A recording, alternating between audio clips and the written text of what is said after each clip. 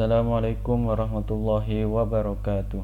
Kali ini kita bertemu lagi dalam praktikum pemrograman berbasis web dengan melanjutkan pertemuan yang pertama, yaitu tentang HTML dan CSS.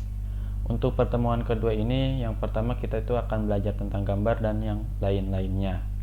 Yang pertama kita itu bagaimana cara menyisipkan gambar pada halaman website. Jadi gambar merupakan salah satu komponen penting dalam halaman website gitu ya. Hampir setiap website itu pasti memiliki gambar. Untuk memasukkan gambar ke website dengan HTML itu menggunakan tag IMG gitu. Ada beberapa atribut yang bisa kita gunakan dalam tag IMG itu sebagai berikut gitu ya. Langsung aja kita praktikumkan. Pertama, di dalam folder yang kemarin di folder PBW itu saya membuat folder lagi, yaitu pertemuan 2. Di sini saya sudah memasukkan gambar Unsika ya. Nah, seperti ini. Kita tutup dulu, kita buat file baru di folder pertemuan 2, itu index HTML aja. Oke. Seperti biasa, kita masukkan HTML. Untuk titlenya kita ganti menjadi gambar, karena kita kan sekarang itu mau belajar tentang bagaimana cara menyisipkan gambar dalam HTML. Yaitu tadi dijelaskan bahwasanya untuk memasukkan gambar dalam HTML itu menggunakan tag IMG. Nah, yaitu ada yang pertama itu di sini dijelaskan ada source. Atribut source itu digunakan untuk memasukkan alamat gambar yang ingin ditampilkan. Ketika kalian nanti sudah menggunakan Visual Studio Code, kita cukup mengklikkan IMG, nanti otomatis munculnya itu source sama ALT. Karena ALT akan ada di pembahasan selanjutnya, maka kita hapus dulu. Untuk source ini menyesuaikan ya dengan yang ada pada gambar kita. Kalau gambar kita itu sejajar dengan ini tuh codingan folder HTML kita, itu kita langsung masukkan saja Unsika. Nanti akan muncul nih di sini Unsika PNG. Kita cukup klik, kita simpan gitu. Lalu kita jalankan file indeksnya, maka hasilnya itu akan menampilkan gambar Unsika ya. Gitu. Ini cara memasukkan gambarnya. Lalu bagaimana jika gambarnya itu berbeda folder? Contoh, jika saya masukkan gambar Unsikanya itu ada di folder pertemuan 1 gitu ya. Saya pindahkan. Nah, berarti kalau ini dia itu enggak satu folder lagi gitu dengan gambarnya, maka kalau kita save yang ini yang refresh, maka dia akan error gitu, karena gambarnya itu berbeda folder. Bagaimana cara mengatasinya? Yaitu kita cukup ketikkan nama foldernya, berarti pertemuan 1 / Unsika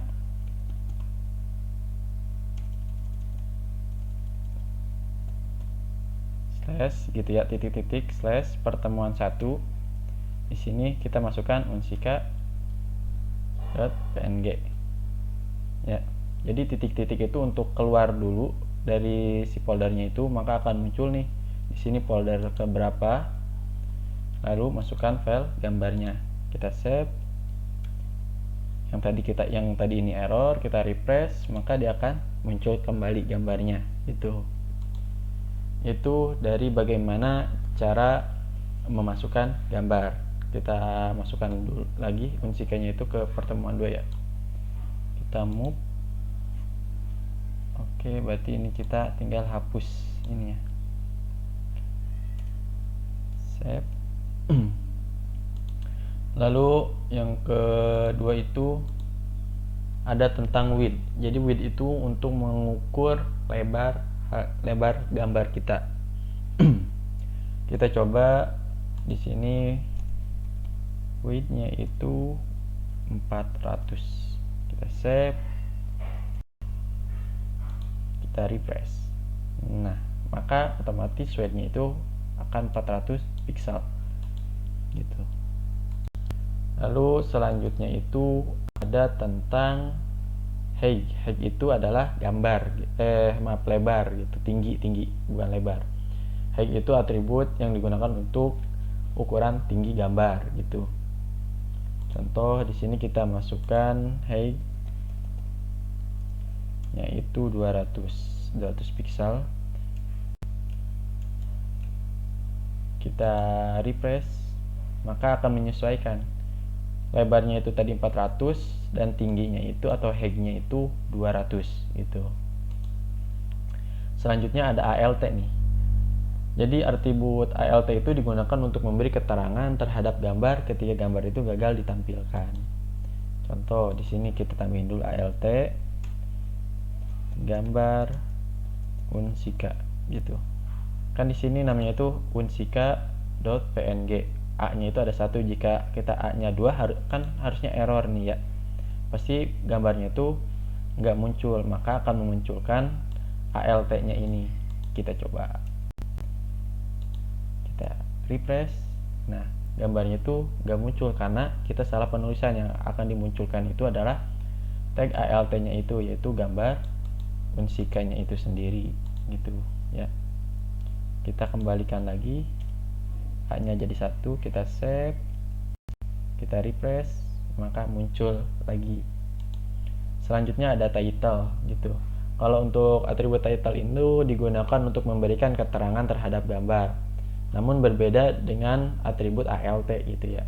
Atribut title itu digunakan ketika akan memunculkan dalam bentuk tooltip gitu, yaitu title contoh gambar unsika. Kita save, kita refresh. Nah, kan ada tooltip tuh ya, gambar unsika ya. Nah, itu adalah fungsi dari title itu. Selanjutnya kita akan bagaimana cara membuat tabel. Kita buat yang baru aja, tabel.html,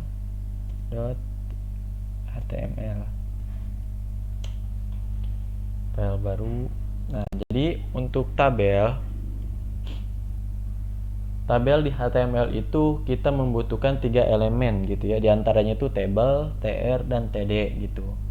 Ada beberapa atribut yang bisa digunakan pada tabel, diantaranya yaitu tadi contoh ini codingan dari tabel. Kita copy dulu, langsung akan saya jelaskan.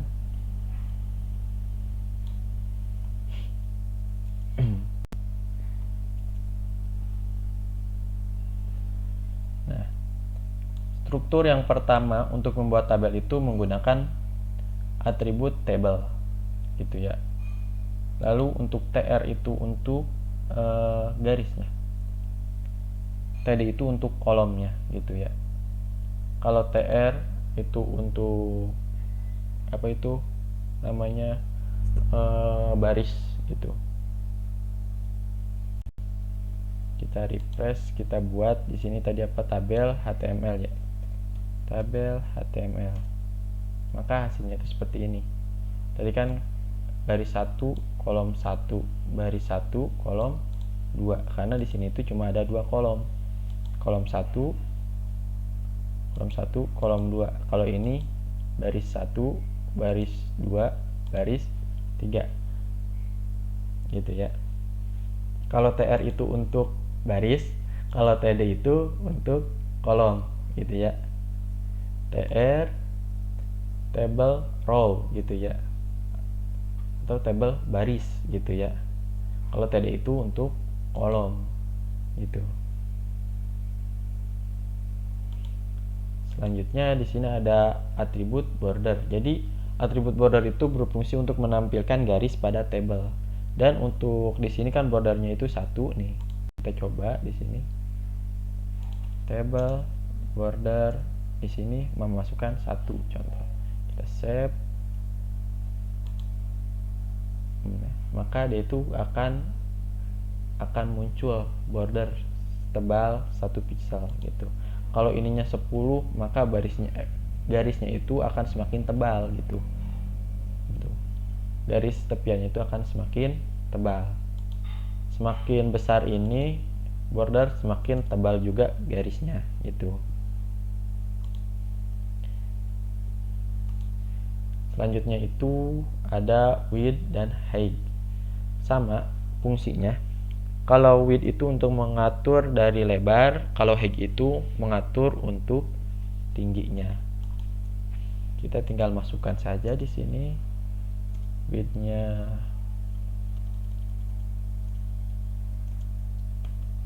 width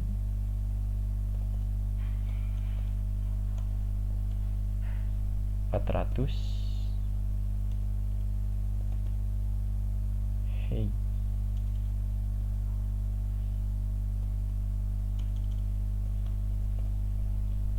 nya itu 200. Save.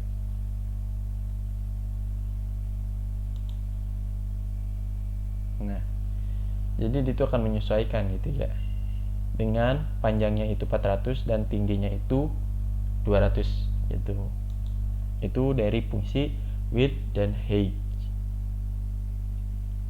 Lalu ada juga fungsi raw span dan cold span gitu.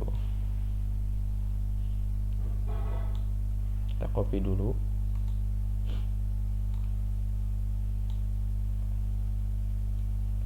Nah, jadi untuk cold span itu untuk menghubungkan antara kolom gitu. Kalau raw span itu untuk menghubungkan antar baris. Kalau cold span itu untuk kolom, kalau raw span itu untuk baris gitu ya. Jadi namanya itu akan disatu, kolomnya atau kolom atau barisnya itu akan disatukan gitu. Kalau kolom menggunakan cold span, kalau baris menggunakan raw span gitu. Kita save. Kita refresh. Nah, itu kan ini menghubungkan antar baris, antar kolom gitu ya. Ini menggunakan cold span. Kalau kita lihat, kita bagi dua aja. Ini apa namanya? Nah, kan di sini untuk cold span itu adalah nama lengkap. Nah, nama lengkap di sini itu untuk menghubungkan dua kolom. Ya, di sini kan TD cold span 2, yaitu sebanyak 2 kolom disatukan dengan nama itunya itu adalah nama lengkap. Di sini kan nama lengkap itu kan mencakup 2 kolom ya. Di sini nama depan dan nama belakang. Lalu ada raw span, yaitu untuk menghubungkan 2 baris. Di sini sebanyak 2, yaitu dengan tulisan umur. Di sini kan baris 1, baris 2 itu ya, disatukan oleh umur. Itu adalah fungsi dari cold span dan raw span itu sendiri. Selanjutnya ada TH elemen. Jadi untuk TH merupakan singkatan dari table header gitu, yang berfungsi untuk membuat judul pada kolom.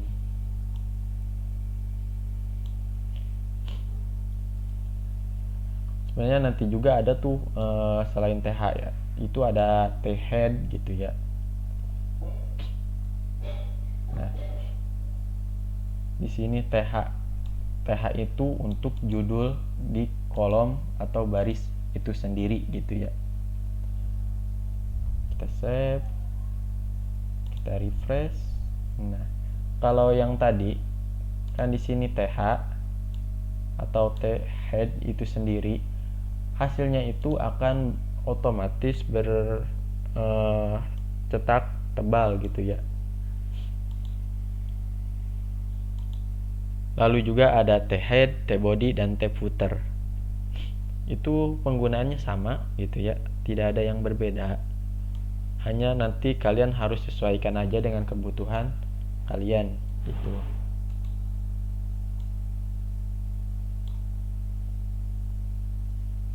Kalau T-head ini berfungsi untuk kepalanya gitu ya. Kalau T-body itu untuk bodinya.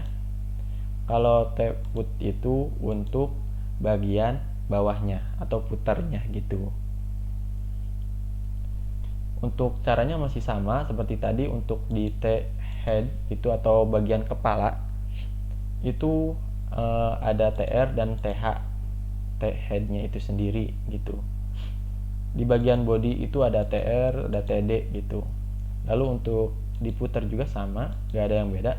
Cuma ini tuh hanya pembagian antara bagian kepala, bagian body, dan bagian kakinya atau putarnya.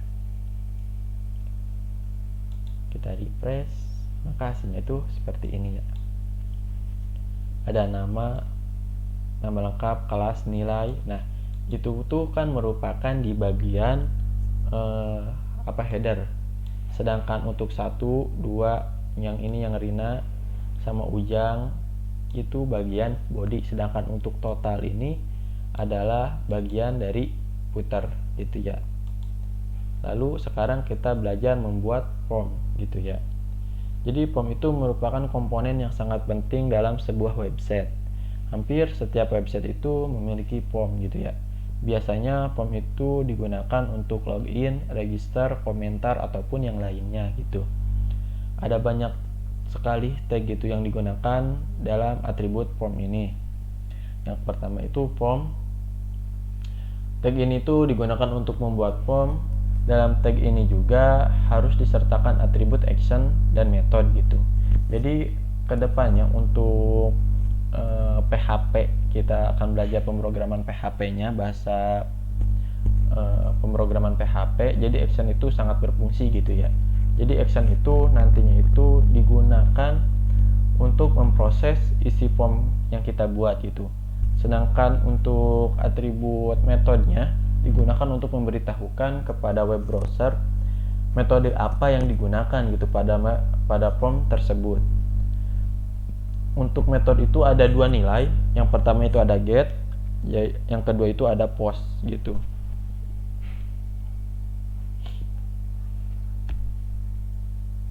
Kita langsung buat aja. Di pertemuan 2 membuat form HTML 5 seperti biasa. Lalu di sini form title-nya gitu ya. Nah, jadi form itu kan seperti tadi, kita langsung saja form. Nah, kalau di Visual Studio Code untuk metodenya itu kita tinggal pilih di sini. Mau dia itu get atau post. Contoh kita milih get ya. Kita tinggal klik enter, maka akan dibuatkan secara otomatis gitu ya. Dengan metode get, actionnya kita masih kosongkan saja karena kita itu belum menyentuh ke bahasa pemrograman PHP. Untuk nantinya kita itu akan belajar tentang PHP-nya itu menggunakan action yang di sini gitu. Kita save. Kalau kita tampilkan pertemuan 2 form HTML kosong karena kita masih belum membuat apa-apa di dalam antara tag formnya ini gitu. Yang kedua itu ada membuat inputan teks gitu, yaitu kita cukup memberikan label sama inputan. Label di sini contoh username. Jadi label itu digunakan untuk membuat labelnya gitu. Sedangkan untuk input, tag inputnya itu untuk memasukkan inputannya dari yang label ini gitu. Di sini kan name-nya itu username menyesuaikan sama for yang di sini gitu. Sama juga ID. Nanti name ini tuh sangat berfungsi untuk pendeklarasian antar hubungan relasi ke database nantinya. Kita set, kita refresh. Nah, di sini ada username untuk inputannya ya. Inputannya itu tadi bersifat teks. Jadi kalau teks itu bebas, mau angka, mau huruf, mau karakter juga bisa gitu ya. Itu kalau jenis inputannya adalah teks gitu. Lalu yang kedua itu input tipe submit dan reset gitu.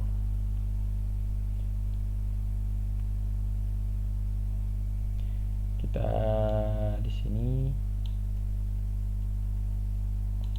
contoh, kita masukkan tombol inputan submit dan reset. Nah, gitu ya, tambah ataupun reset. Kalau submit itu digunakan nanti ketika kalian belajar tentang PHP-nya itu, ketika si username ini contoh udah diisi, lalu ketika kita klik tambah, maka data itu akan terkirim ke database gitu. Ketika klik kita tambah akan kirim ke database. Nah, itu akan kita pelajari pada pertemuan PHP dasar gitu. Kalau untuk reset itu ketika kita sudah mengisikan, contoh di sini admin, ketika kita klik reset maka akan hilang gitu ya. Kita klik reset nih sekarang, yang di bagian kolomnya itu akan hilang nih. Kita klik reset, nah akan hilang secara otomatis. Itu adalah fungsi dari reset. Lalu juga kita juga bisa memasukkan tipenya itu bersifat email gitu ya. Untuk pembuatannya sama, label sama inputannya saja. Saya biar cepat aja ini mah. Jadi label dulu, for, sesuaikan namanya itu email, tipenya yang penting itu di sini, tipenya itu email.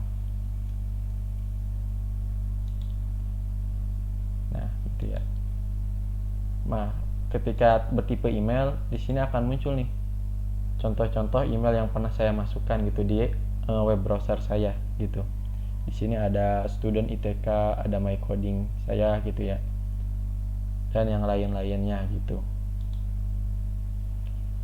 Lalu juga ada yang bertipe password. Nah, ini yang biasanya digunakan untuk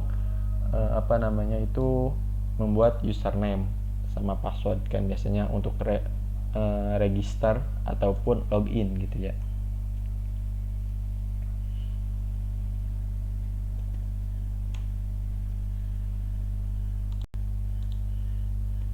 Nah, untuk bertipe password itu tulisannya itu nggak akan kelihatan, akan bersifat titik-titik-titik gitu ya, karena kan password itu sangat rahasia gitu ya. Contoh kalau saya klikkan Yusuf gitu ya, sebenarnya yang saya tulis itu kan Yusuf gitu, karena kan di sini titik-titik-titik gitu ya. Kalau kita mau lihat ininya aslinya itu seperti ini, kita klik di sini. Nah, kan di sini tipenya password. Kalau kita ganti nih tipenya itu jadi teks. Nah, ini yang sebenarnya yang saya tulis tadi itu ya, Yusuf. Karena tadi kita tipenya itu password, maka yang tampil itu hanya titik-titik-titik gitu. Lalu ada juga inputan checkbox ya. Untuk checkbox itu tampilan yang berbentuk kotak persegi di mana user bisa checklist kotak isian tersebut untuk memilih salah satunya gitu. Contoh di sini ada hobi gitu ya.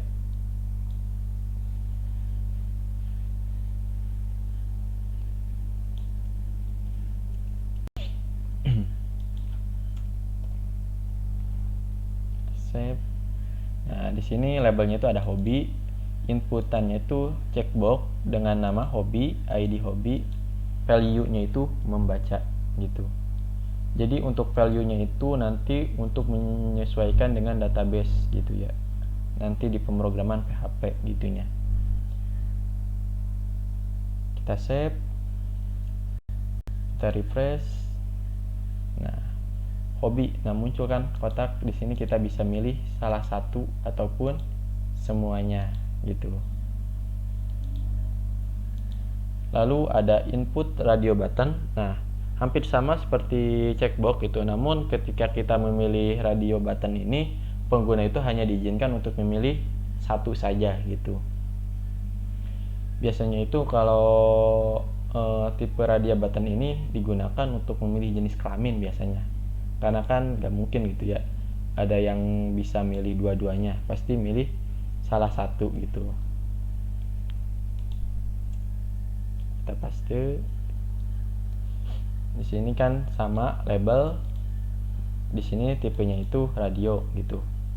Penulisannya hampir sama kayak checkbox, hanya berbedanya itu pada tipenya saja gitu. Kita refresh. Nah, kalau checkbox kan tadi bisa milih salah satu ataupun lebih gitu ya. Kalau di jenis kelamin itu hanya cukup bisa milih salah satu, gak bisa kan milih dua-duanya tuh, pasti salah satu gitu. Lalu yang selanjutnya itu ada text area gitu. Kalau text area itu sama kayak kita itu memasukkan teks, tetapi dia itu kolomnya itu lebih luas gitu. Di sini kolomnya itu kita bisa sesuaikan, yaitu di sini 30 kolom dengan barisnya itu sebanyak 10 gitu. Itu sesuai kebutuhan kalian aja. Tuh kan ini akan semakin besar gitu. Kalau ini kolomnya kita tambah lagi menjadi 20 misalkan, maka itu akan semakin ke bawah lagi, akan semakin luas gitu. Itu menyesuaikan saja. Lalu selanjutnya ada select option gitu. Jadi tag select itu digunakan untuk inputan yang tersedia nilainya gitu.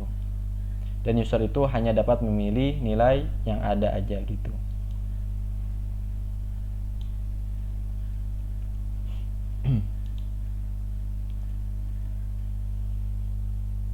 Jadi caranya itu label sama untuk membuat judulnya, lalu select gitu ya, name-nya itu jurusan, ID jurusan.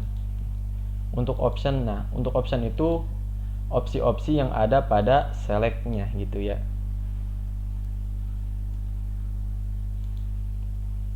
Nah, itu akan bersifat drop down gitu, atau select itu kalau saya biasanya menyebutnya itu drop down ya, karena dia itu bisa di drop sama down gitu, jadi kita itu milih gitu ke bawah. Lalu ada button. Kalau button hampir sama, membuat tombol, save, refresh. Nah, kirim data itu untuk buttonnya. Lalu di sini ada background dan posisi gitu ya. Properti background digunakan untuk mengatur background, sedangkan posisi gitu ya untuk mengatur cara penempatan elemen di dalam halaman website gitu. Yang pertama itu ada background color, itu digunakan untuk membuat background dengan warna gitu. Kita belajar lagi, kita buat file baru yaitu CSS HTML.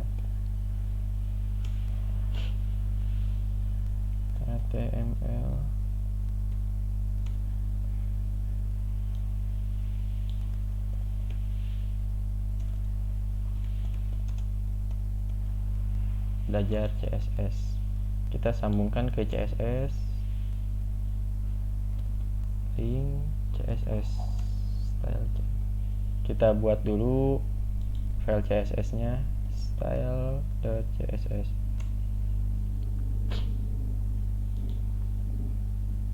Jadi kita akan belajar nih cara membuat boxnya dulu gitu. Harus ingat seperti pertemuan minggu kemarin, sama ya, kita membuat div kelas box 1, box 2, box 3, masih sama kayak yang pertemuan 1. Nah, tetapi bedanya itu kita itu akan menggunakan background gitu di dalam box itu sendiri gitu.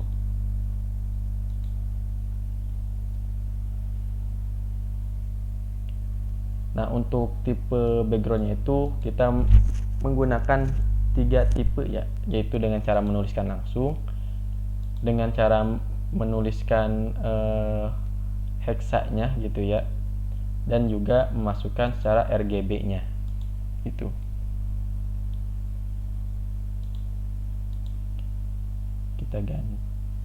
Kita ganti di sininya menjadi apa tadi, CSS HTML. Nah, box 1, box 2, dan box 3 gitu. Lalu setelah pemberian warna, kita akan belajar tentang background image. Jadi background image itu digunakan untuk membuat background dengan menggunakan properti gambar gitu.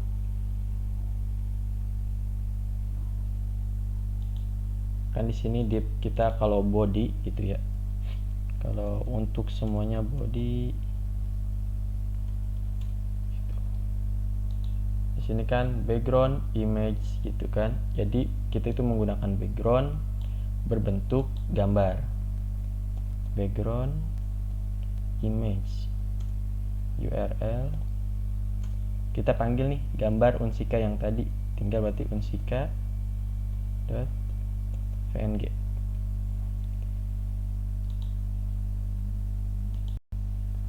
Jangan lupa Unsika, save,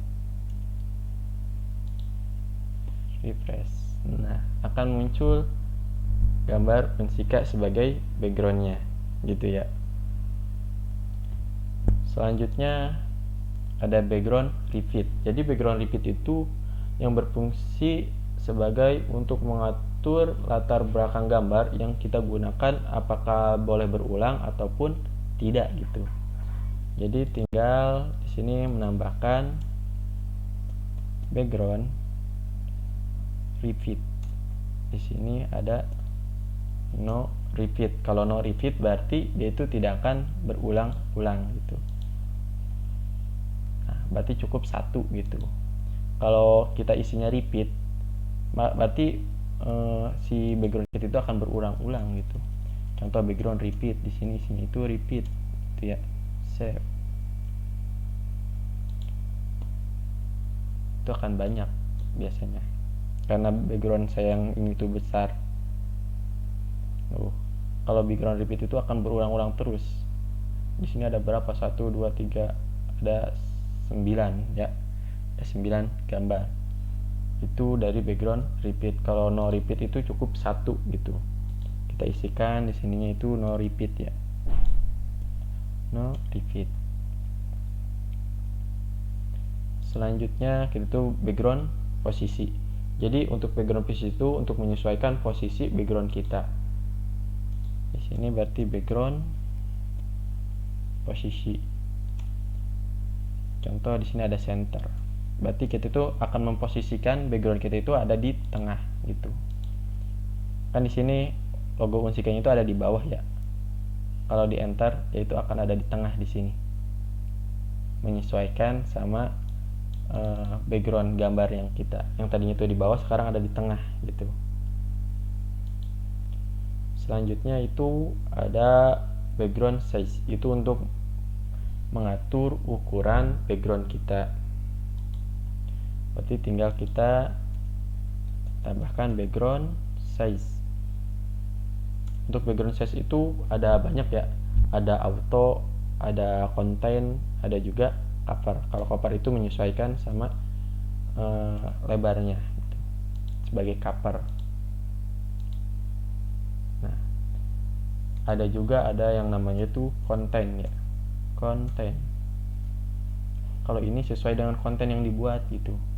Nah, karena kan kita konten yang dibuat itu cuma segini, berarti dia itu akan backgroundnya juga akan segini gitu, si tingginya itu. Kalau ada juga auto, kalau auto itu menyesuaikan gitu. Menyesuaikan dari tempatnya. Nah, seperti yang tadi kalau auto gitu. Selanjutnya untuk tugasnya silakan nanti kalian pelajari dan kerjakan tentang membuat form, lalu membuat tabel dan juga menyusun gambar gitu ya menggunakan HTML CSS. Jadi ke sampingnya itu 3, ke bawahnya itu 2 gitu ya. Silahkan kalian berimajinasi ataupun mau menggunakan table lalu dimasukkan image, ataupun langsung membuat image dengan ukurannya memang di reset lalu disesuaikan supaya bisa ke samping seperti ini, membuat div gitu ya. Seperti tadi di sini kan, di sini ada 3 nih. Kalian nanti di dalam div itu memasukkan image, itu boleh, bebas. Silahkan kalian berkreasi gitu ya. Untuk praktikum kali ini mungkin cukup sekian.